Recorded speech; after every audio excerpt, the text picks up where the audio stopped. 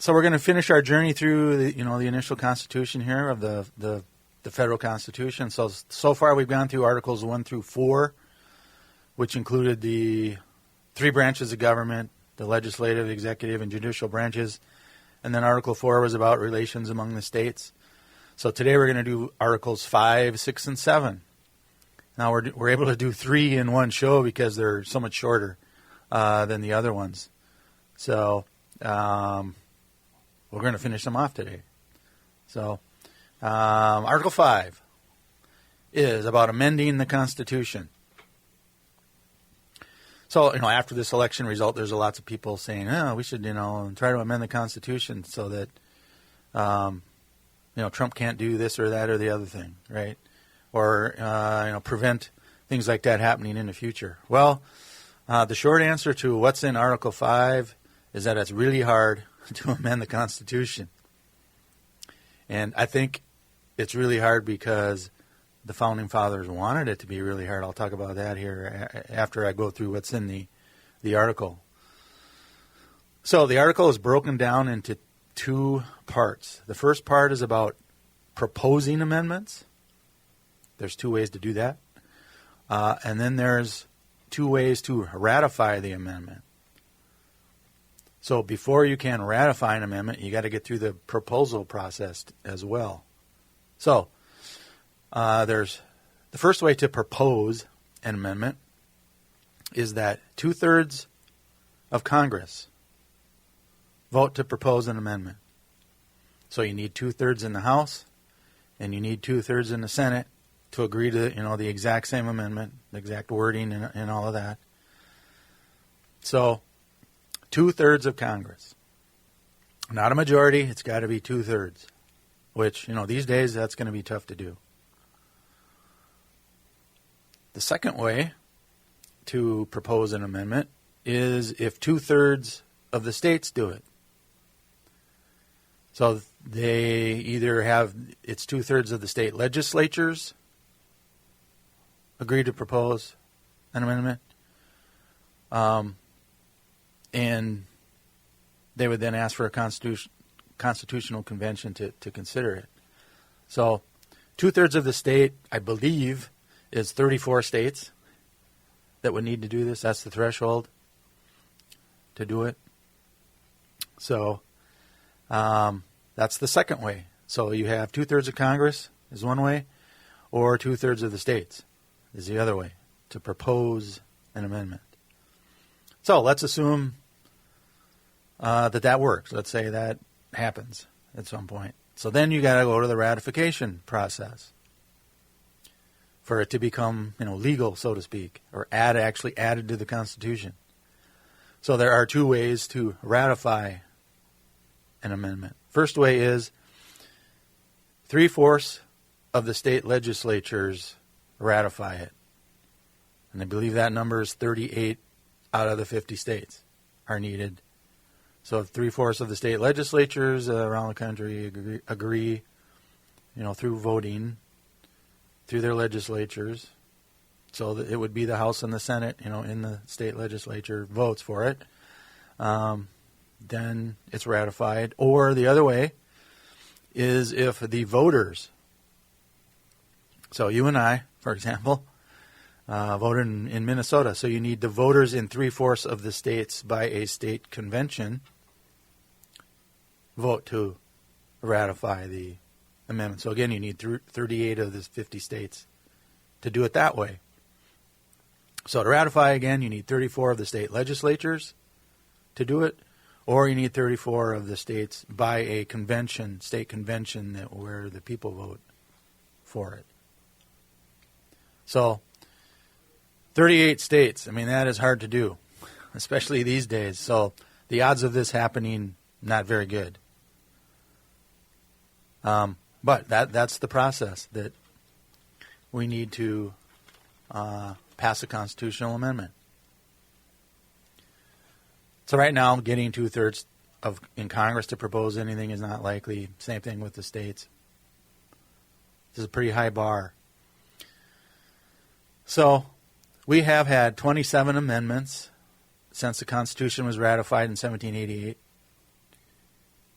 And the first 10 of them in the Bill of Rights were done by the first Congress. So the first Congress proposed the Bill of Rights.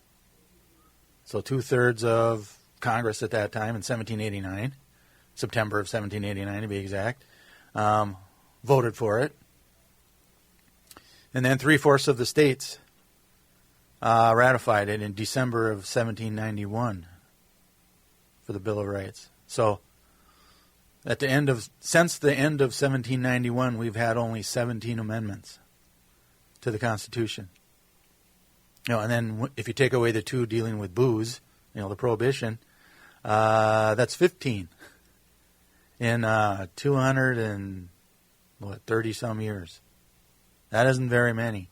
And there's a reason for it, and that's the process of proposing and ratifying an amendment. The Founding Fathers made it hard. The last one we've had was in 1992 when an amendment about congressional pay changes was ratified. So, again, I'm going to talk about these amendments in future shows, but we haven't had a whole lot. The Founding Fathers made it hard to change the Constitution on purpose. They were trying to get some stability for the new government, and they wanted to keep in place the system that favors them the most. They feared the angry mob. I've been talking about that in previous segments about the Constitution. So they wanted to make it hard for, the majority of the average people to change the Constitution against the elites. So they made a system making it hard so that the elite minority stayed in power. And, that part has worked. We've had, 17 total, if you don't count the Bill of Rights. That's not very many. So, that's Article 5 on amending the Constitution. Article 6 is about national supremacy. Now, this is one of those articles where a lot of my students kind of forget about it because, it's in Article 6. They remember, Articles 1, 2, and 3 with 3 branches of government. But this is a very important one, especially Clause 2, which I'll get to in a second. But Article 6 is about national supremacy. So it contains 3 clauses. So Clause 1 is about the new national government. So, the one that's under the Constitution now, starting in 1789. That new government is taking over the debts of the old government that was in place under the Articles of Confederation. So, that makes sense that the new government will take over the debt of the old government. But it's kind of curious as to why they put that in the Constitution. They just could have, done a law about this or something. But they put it in the Constitution in part because, they were, at this point in time with our economy, was not in a very good shape. And we were borrowing a lot of money from other foreign countries. So I think they threw that in there to show these other foreign countries that, yes, we're going to, pay our debts. To get rid of that as a potential issue for not getting some loans from other countries. So that's Clause 1. So the new government's taking over the debt of the old government. And then Clause 2 is the important one here, where this is known as a supremacy clause. It says that the federal Constitution, federal laws, and treaties, which again is done by the federal government, shall be the supreme law of the land. Hence the name Supremacy Clause. And the judges in every state are bound by them. So, a couple things here.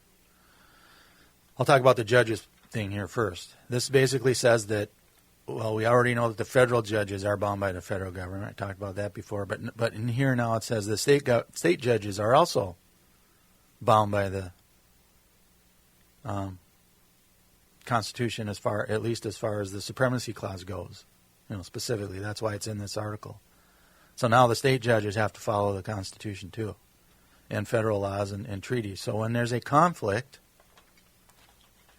between a state law or a state rule that some state agency passes, if that law or rule conflicts somehow with the federal Constitution, a federal law, a treaty, or even an executive order that the president does, or some federal agency rule or regulation that comes out of, let's say, the Environmental Protection Agency, let's say.